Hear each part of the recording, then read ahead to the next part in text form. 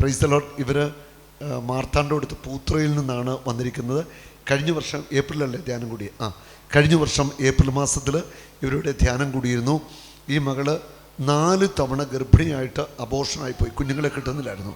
April മാസത്തിൽ ധ്യാനം കൂടി എന്നിടയിൽ ഇവർ വന്ന് പ്രാർത്ഥിച്ചു. ആ മാസം തന്നെ ഈ മകൾ ഗർഭം ധരിച്ചു. അതേ ആ കുഞ്ഞാണിത്. പൂർണ്ണ ആരോഗ്യത്തോടെ ഒരു ആൺകുഞ്ഞിനെ കൊടുത്തു. നമുക്ക് ആ സാക്ഷ്യം കേൾക്കാം. இயேசுக்கை புகழ், மரியே வாழ்க. எனக்கு பேர் வந்து ஆலின். இவங்க என்னோட ஹஸ்பண்ட் பியூட்டன். இது என்னோட பேபி ஆடம் லாம்பர்ட். எங்களுக்கு கல்யாணம் இதோட 5 வருஷம் ஆக போகுது. 4 வருஷமாட்டு எங்களுக்கு பேபி கிடச்சும், ஆனால் எனக்கு தங்காது, அபோஷன் ஆகி போயிட்டே இருக்கும்.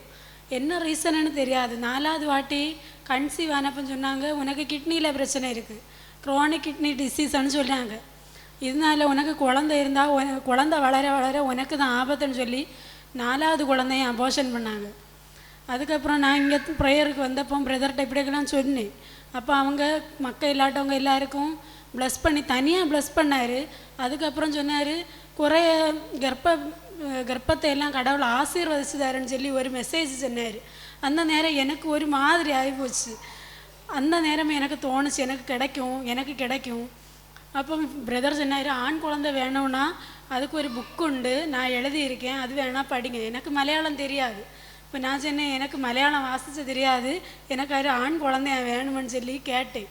கரெக்டாக எனக்கு கிறிஸ்மஸ் அன்னைக்கு எனக்கு இந்த குழந்தைய ஆண்டவர் தந்து எனக்கு ஆசீர்வதிச்சார். അതായത് ഈ മകള് ഒരു ആൺകുട്ടിക്ക് വേണ്ടി തന്നെയാണ് പ്രാർത്ഥിച്ചത്. കർത്താവ് ഒരു ആൺകുഞ്ഞിനെ തന്നെ കൊടുത്തിരിക്കുകയാണ്. ആദം അല്ലേ? ഈ കുഞ്ഞിനെ കൊടുത്ത് വലിയ ദൈവാനുഗ്രഹം. 4 തവണ അബോർഷൻ തന്നാണ്. ഇനി നിങ്ങളൊരു കാര്യം മനസ്സിലാക്കുക, അബോർഷൻ എന്ന് പറയുന്നത് ഒരു നോർമൽ സംഭവമല്ല. ഗർഭപാത്രത്തിൽ പിശാച് ഒരുക്കുന്ന പരിപാടിയാണ് അബോർഷൻ. ഗർഭപാത്രത്തിൽ പിശാചാണ് അബോർഷൻ ഉണ്ടാക്കുന്നത്. കുഞ്ഞുങ്ങളെ നശിപ്പിച്ച് കളയുന്ന പിശാചാണ്. ഡെലിവറൻസ് പ്രയർ കൊടുത്തു, കർത്താവ് വിടുതൽ കൊടുത്തു അല്ലേ? Praise the Lord.